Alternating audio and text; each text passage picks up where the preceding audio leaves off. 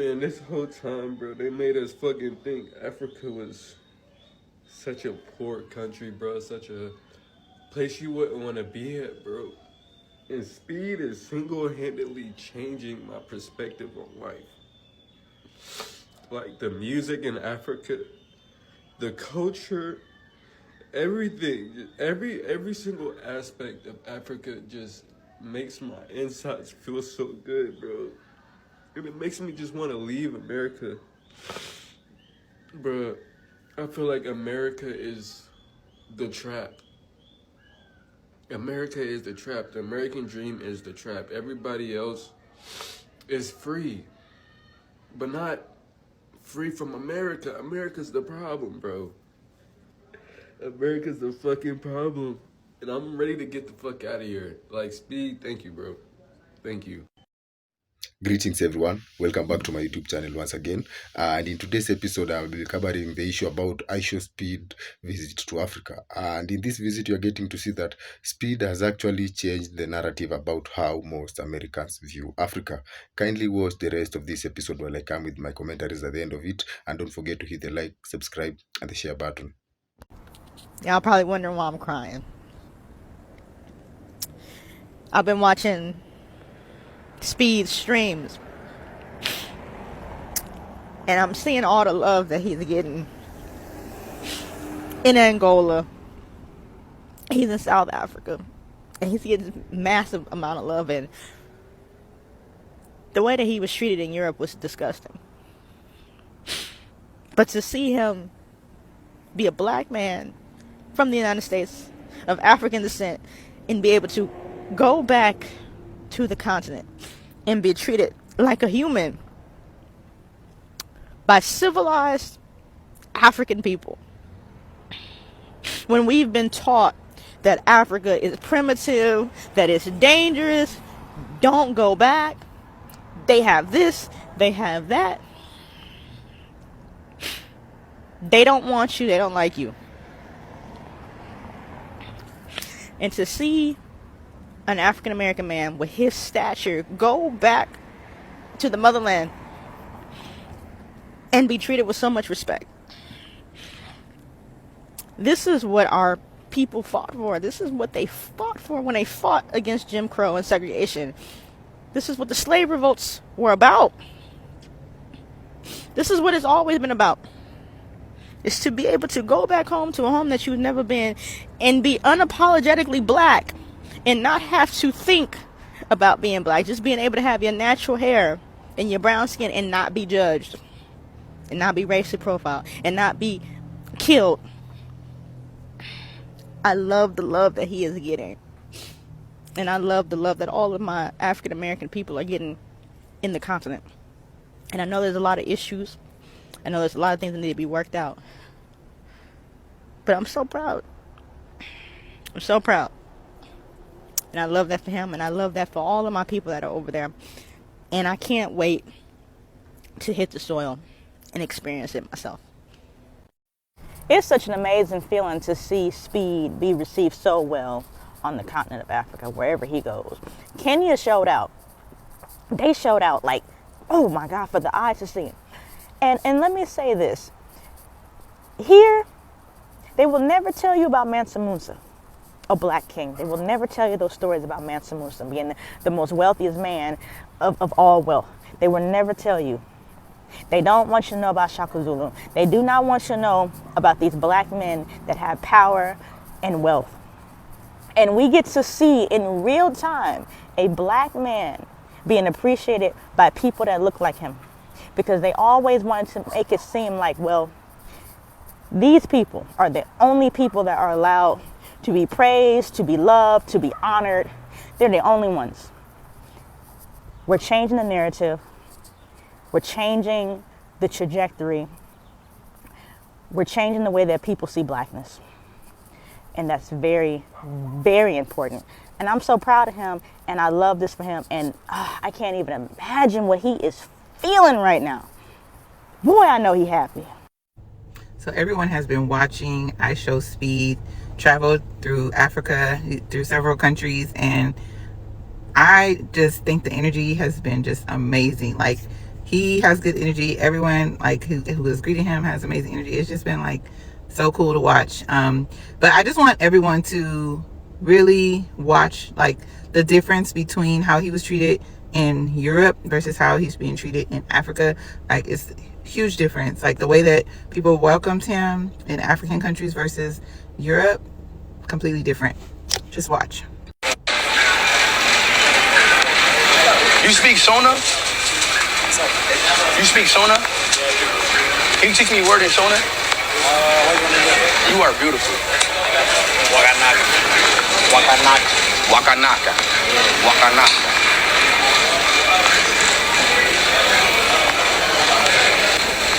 Wakanaka.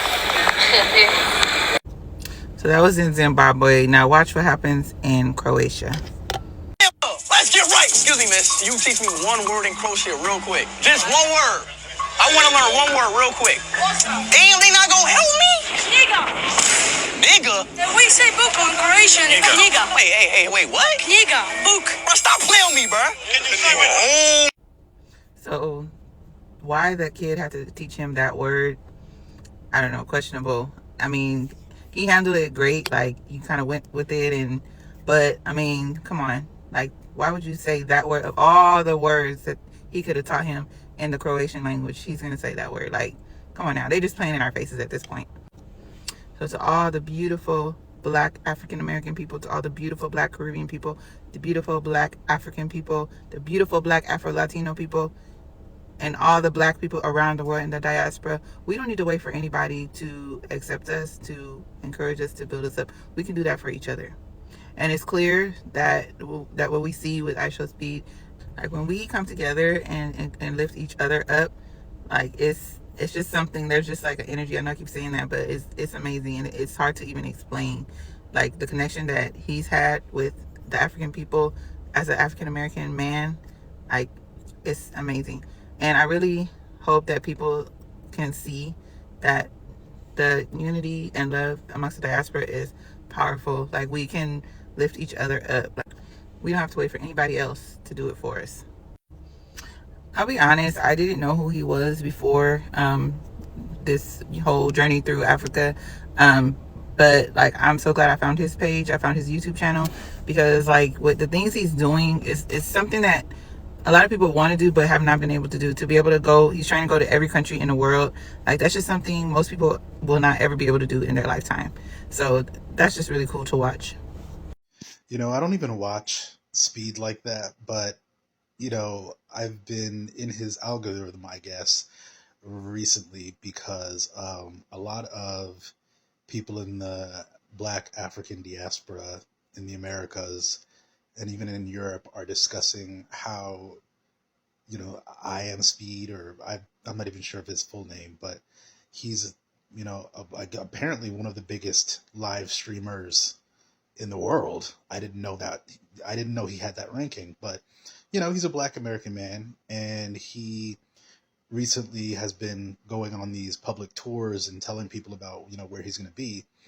And apparently when he visited Europe and Asia, he got a lot of racist backlash and people just coming at him, like finding him to be racist to him. And so now that he's in Angola and I believe in South Africa, a lot of people are just seeing the fact that he's being welcomed and basically treated like a king, you know. And obviously we know that, you know, money and clout is a part of that, right? Like not every African American who goes over to the African continent is going to be treated with a bunch of fans and fanfare. But at the end of the day, it still shows that even with someone who had a platform, he was treated drastically differently on two different continents. And I believe he was in Asia as well, and they did the same thing, like a lot of weird racist stuff to him in Asia. And so, yeah, just Angola, from what I've seen, has a pretty good infrastructure. And obviously South Africa is very well put together. And so it should come as no surprise that he was treated better, in my opinion. But that just goes to show you why we should be having these conversations, because again, they want all Black people to hate each other and not identify with where we come from, so that we don't start making moves to get the hell up out of here and stop wasting our time in nations that act like they don't even really want us and want us as work mules and slaves. So, you know, I just saw a really beautiful video where someone was brought to tears because of what they saw and how he was being treated, because they were just basically bringing up the same lie that they were taught, that, oh, Africans hate you and all they do is live in huts and stuff over there and they've got nothing, and on top of that they hate you and they're jealous of you and all this other stuff. And I've just never known it to be true. And I think those of us in the diaspora, those of us who come from the Caribbean, Europe, the Americas, Latin America, wherever, what have you, I think we need to start like acknowledging the fact that, like, yeah, people are going to be people anywhere. You're just because you had a one bad interaction with a nasty person, you know, African person, doesn't mean that the entire continent is against you. Like, that is such a weird jump to make. There's plenty of African Americans who I want to smack. There's plenty of Canadians, Jamaican Canadians I want to smack. There's plenty of Jamaicans I want to smack. But there's plenty of people in all of those same groups who are down for me and, you know, have supported me and, you know, support my work and what I do and all that stuff. There's a couple of Nigerians that I met here who I want to smack. And then there's Nigerians who I look up to online who I think are amazing people and are doing amazing work. And I bring up Nigeria specifically because that is my homeland. That's where most of my ancestry comes from. So, you know, nothing's ever going to be perfect. And there's plenty of places maybe on the African continent that do need some structural change. And no, not everything is perfect, but how is it going to get any better if you keep believing that Black people are inherently the problem when colonialization was thrust upon us and a bunch of other melanated people on the planet? So I'm glad that just the fact that one of the most popular streamers in the world is showing Black people and those of us in the diaspora the fact that, like, a lot of these African fallacies and lies, they're falling away by the wayside. You can't look at what's going on in America right now and then, you know what I'm saying? Like, and then assume that everything is going terribly in Africa as well, when that's such a huge, vast continent with all of these different countries. Like, clearly they've got a whole bunch of different stuff going on, good and bad, just like the Americas do. So I'm really glad to see that, you know, a lot of people are taking notes from what they're seeing by Speed being in Africa and what that means for those of us in the diaspora. It can be a good time. We can learn some things, and we can make connections that are important, lasting, and lifelong. Listen, I'm very happy that Speed, the streamer Speed, has went to Africa and done his IRL stream there. I'm very happy that there are a lot of people that are having realizations and changed minds about Africa and how beautiful it is, and the fact that Africans do not hate us, the fact that we need to build a bridge and unite the nations, African Americans in Africa. We've been needing to fix that relationship. We've been needing to mend that wound. But y'all have to also understand, and this is part of the problem, that we only pay attention when a celebrity does something. There have been plenty and countless content creators that have gotten on this camera and said how beautiful Africa is, that have gotten on this camera and said how much the Africans love us and they don't hate us. And it ain't nothing like that European reject is teaching you. It ain't nothing like the pretendian is teaching you. It ain't nothing like none of them self-hatred warriors, identity crisis warriors are teaching you. We have to stop contributing to the problem. Just because a celebrity says something, now all of a sudden it's law. We have to stop doing that. There have been plenty of people out here telling y'all about Africa. And now all of a sudden I'm seeing people crying on camera and telling me, oh my God, I didn't know. I thought it was just all lions, mud, and huts. How did you think that? Why did you think that? So you ain't finna get off that easy with me. I'm happy you having the realization moment. But see, it's a lot of self-hatred in a lot of you.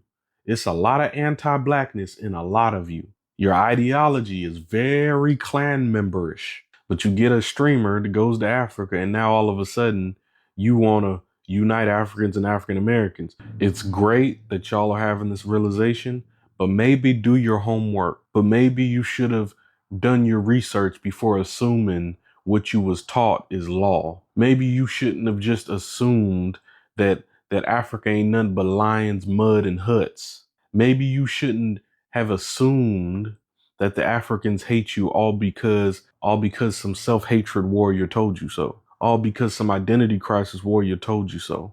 Speed's own father is an identity crisis warrior. Go look up when Speed was trying to tell him about Africa and how that man started fidgeting and couldn't stop moving and sitting up there going through all the little demonic little possessions trying to avoid him being African. Imagine a black person trying to avoid being African. It's like a damn penguin trying to avoid snow. It's like water trying to avoid H2O. You think just because I live in America, my grandmother's from America, my great-grandmother's from America, that don't mean nothing. We was the first to migrate. We are the original people. We did everything before everybody. Tell me, what's the upside to distancing ourselves from Africa? What, you want to get closer to a European reject? What, you think the European reject finna save you because you done distanced yourself from your ancestry? What's the upside? It's so much dumb shit being said. Motherfucker gonna tell me that we should stop identifying as being black.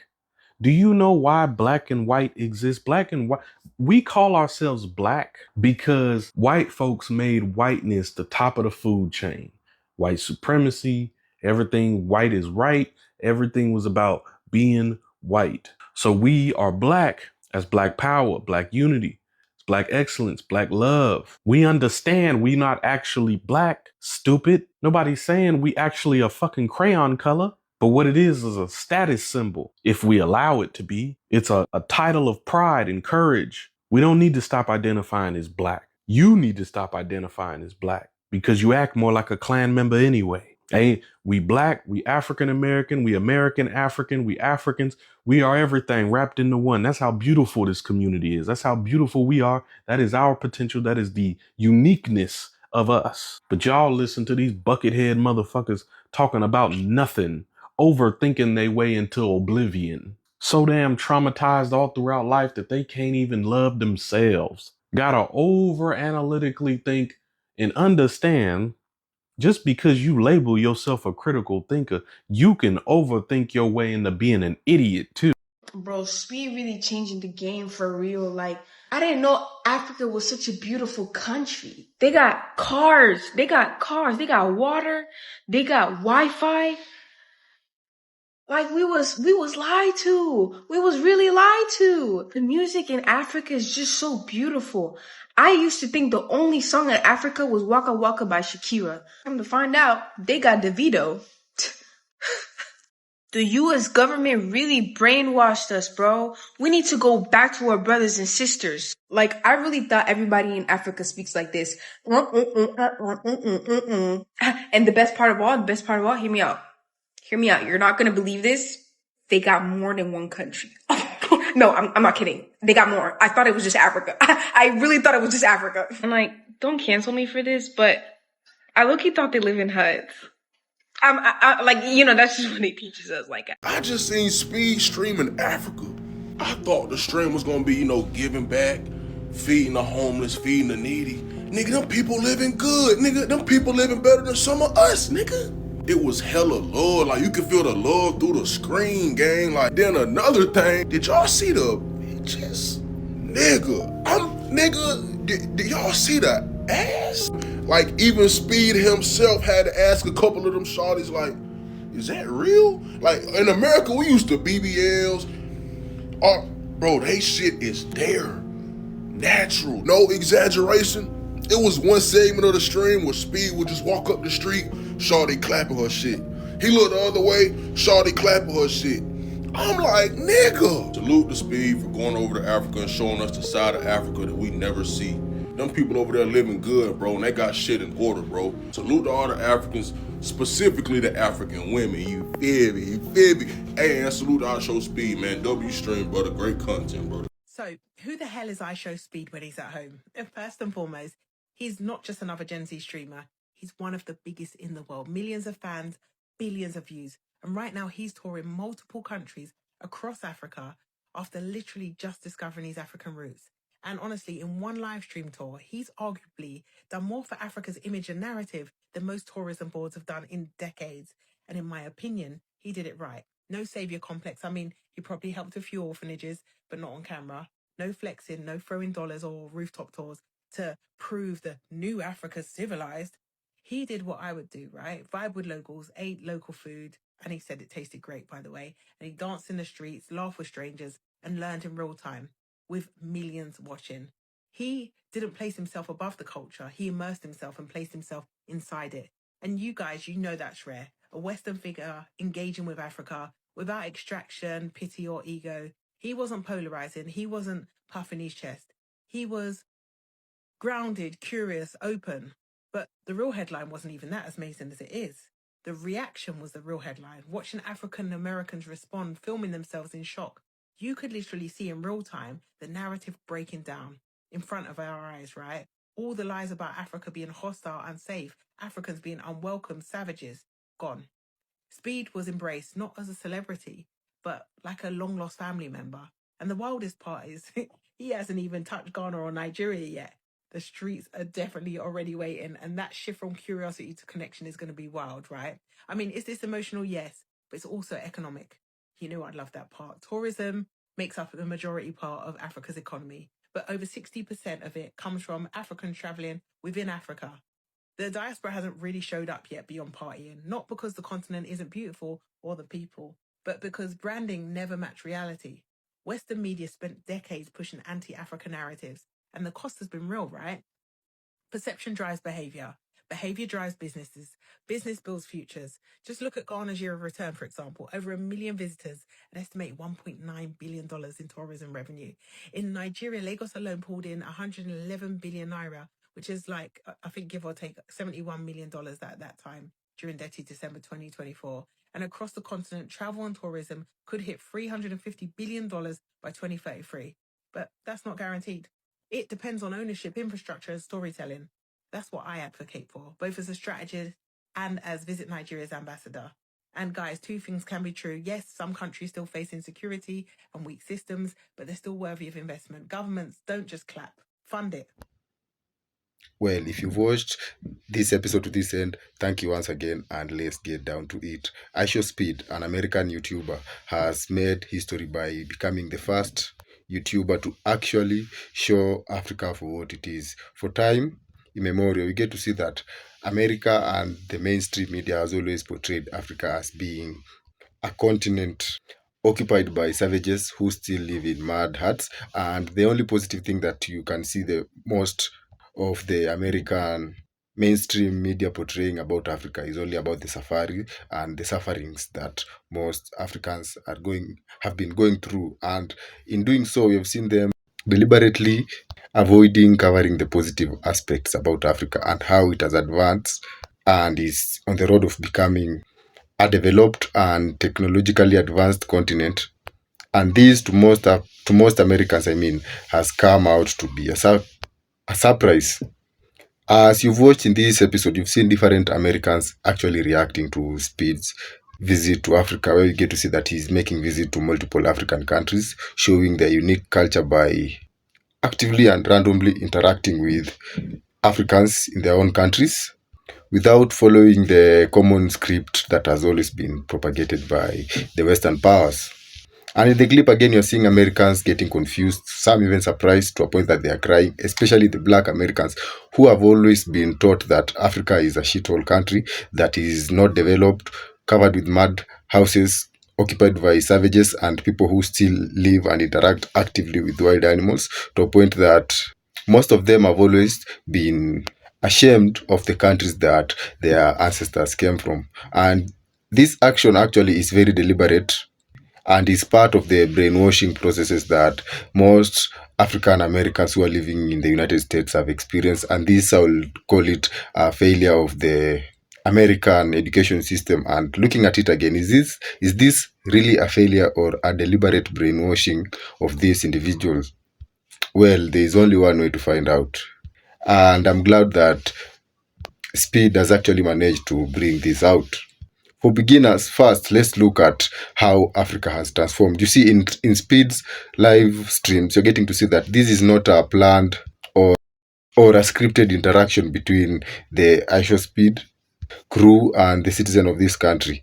And you're seeing him having spontaneous appearances where he shows up, and you've seen that he has shown most African countries like South Africa and Kenya being highly technologically advanced and showing how the infrastructure of these countries have developed with the mega cities and the mall, something that most Americans think doesn't exist in Africa.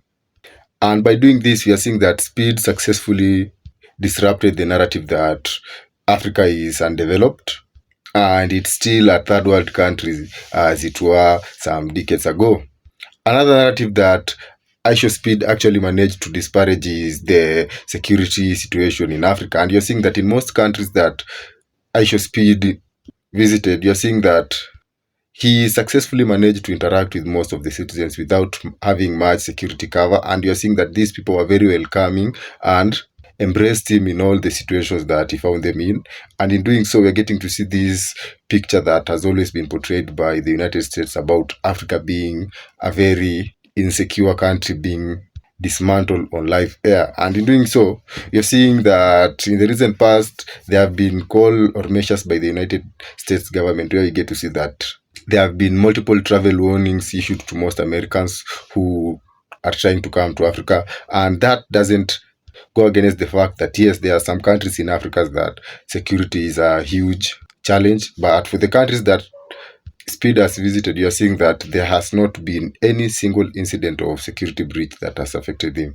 This is, again, a surprise to most Americans who usually feel that once they get to visit Africa, they would be unsafe due to the high insecurity measures. And again, going to another point is that one crucial thing actually stood out, especially for the Black Americans who actually share their ancestral origins from Africa. And in that, you're getting to see how these people manage to interact with iShowSpeed. A good example is when he visited Kenya. You can see how Speed was welcomed by huge crowds that actually me, even as a Kenyan, I've never seen a political rally managing to bring together such a huge crowd of individuals. And this only goes to show how Africans see Black Americans. There's always been this narrative that Africans hate Black Americans, and we all know where it's coming from.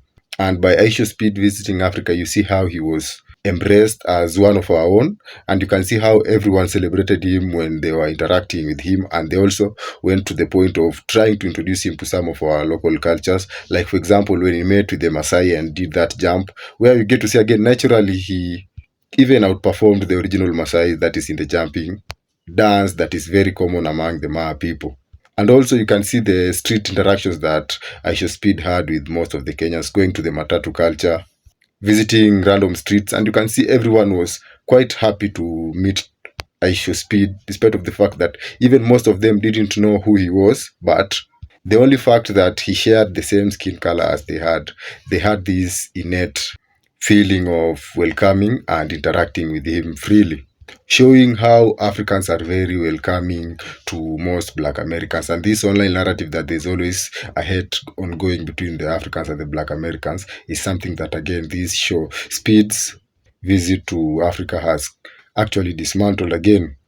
And other than that, you get to see Speed going a different trend compared to most Americans or most people from Western countries, Europeans who try to visit Africa. Most of them, you can see they usually go to the slum areas or the national park to give this safari picture or this picture that Africans are suffering. And you have actually seen it multiple times. For most Europeans who visit Africa, they usually prefer going to the game parks to interact with the wild animals, catching the safaris. And this is what you're getting to see that most Americans get to know about Africa. And they usually relate it to the safaris. And most of the time, the sufferings that we as the people of Africans go through. But actually, there is more to that. And I'm actually surprised to see that most of Americans actually can't understand the simple fact that Africa is not a single country.